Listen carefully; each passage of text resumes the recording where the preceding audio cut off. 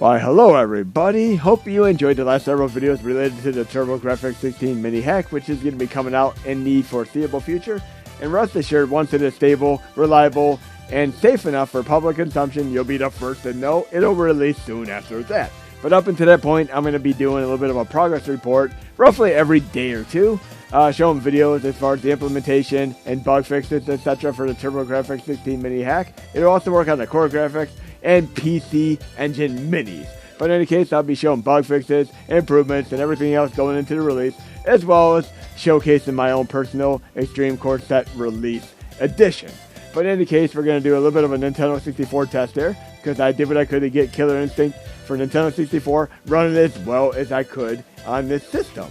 And I have it running on the other 5 mini classics fairly well right now, but I needed to get it running on the system too.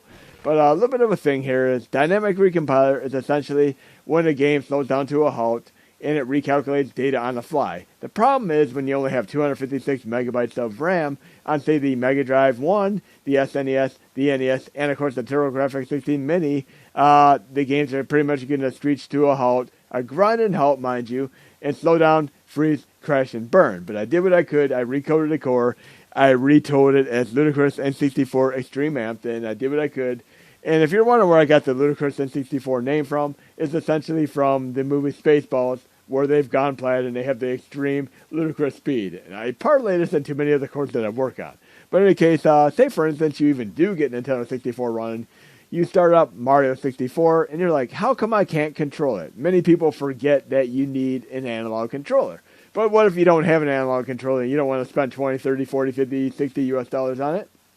You don't have to worry about that. Because with the update for all these systems, you install this and on the Mega Drive, SNES, NES, and TurboGrafx-16 Minis, you simply install the Xtreme Nintendo 64 remaps, which I put together with the collaboration of Mad Franco 008 and Black Sunshine. And then once you're involved into the RetroArch settings, which is activated by simply doing select plus start simultaneous.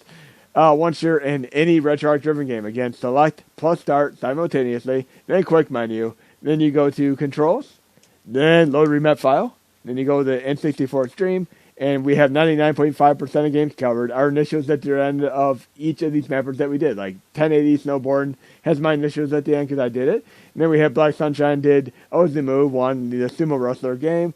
And then we have Mini by Mad Franco as well. Going down, he did like the Zelda games. He did Army Men, Sergeant's Heroes 1. I mean, we went through all these. And you're going to be able to run probably 99.5% of games on the Parallel Xtreme, Movement Xtreme, and of course the LudicrousN64 Xtreme Core. But if you're wondering about which core runs which game, you're welcome to ask because we've tested them all. I mean, each and every game has been tested thoroughly. But Killer Instinct, right now I'm going to go to. And I'm going to load a mapper for that because I have it fine-tuned. Black Sunshine did one, I did one, and you can try whichever one you want. I mean, we're going to load this up. And I'm on like a Super Nintendo, PlayStation equivalent controller right now. And yes, you can do these mappers and resume once you apply them and run like Mario 64 using just your D-pad. You can even do GoldenEye. But again, typically this game would crash within 15 seconds. And because it's trying to screech a game to a halt and recalculate the data on the fly. But I did what I could to get this running much more smoothly here. But here we go. Check this out. You're not going to necessarily have to run it this fast. This is just what you're capable of running. And every time you see it like hesitate for a millisecond or so, that's because it's doing a dynamic recompiler, recalculating the data on the fly. I have the Super Nintendo version running there flawlessly. I haven't worked on MAME 2003 Xtreme to implement base playability. If you want to be a mod masochist and actually run the arcade version, you can run it on MAME 2003 Xtreme.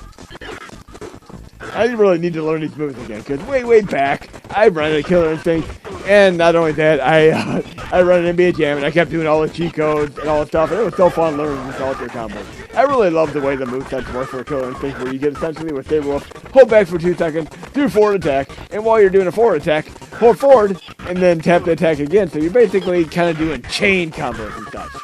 I'm going to show you a few other things, because Madmonkey went into overdrive here.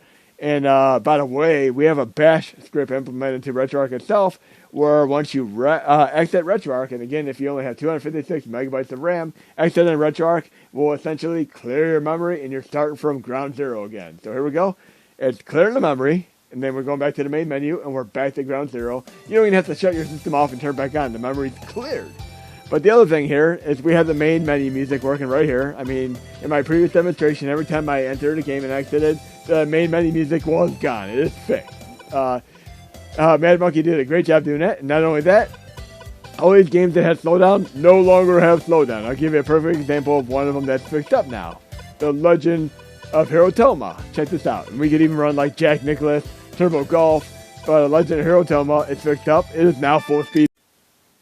Yes, we have full speed mode activate for Legend of Hero Tonma, a great Irem Corporation game. I mean, with the accolades of R-Type, In the Hunt, Vigilante, etc. What is your personal favorite Irem game?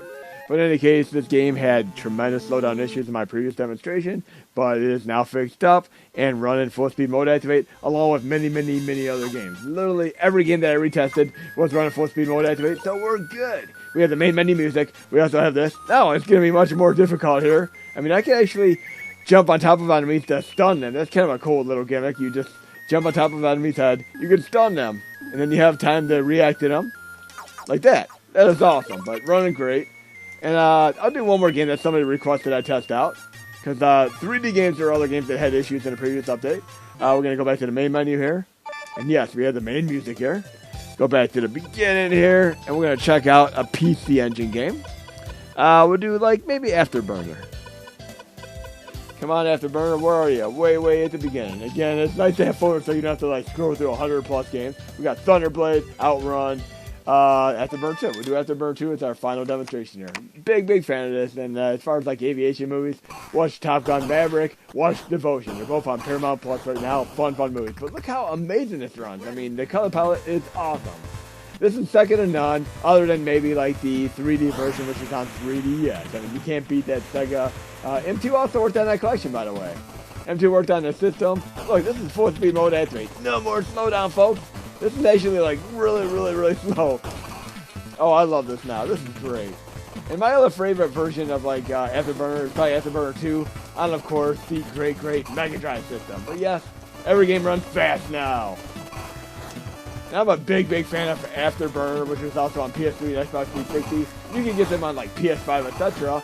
and Xbox One with the PlayStation Now and the Xbox Game Pass. I mean, definitely check it out. Because the Afterburner game, it's like next gen, kind of a reboot. You can actually beat the game and get upgrades like unlimited missiles, all that fun stuff. Beautiful thing indeed. So we're running on a good note here. This game is running awesome. I haven't gotten it yet, and I'm going to tell you a little bit of a little thing here.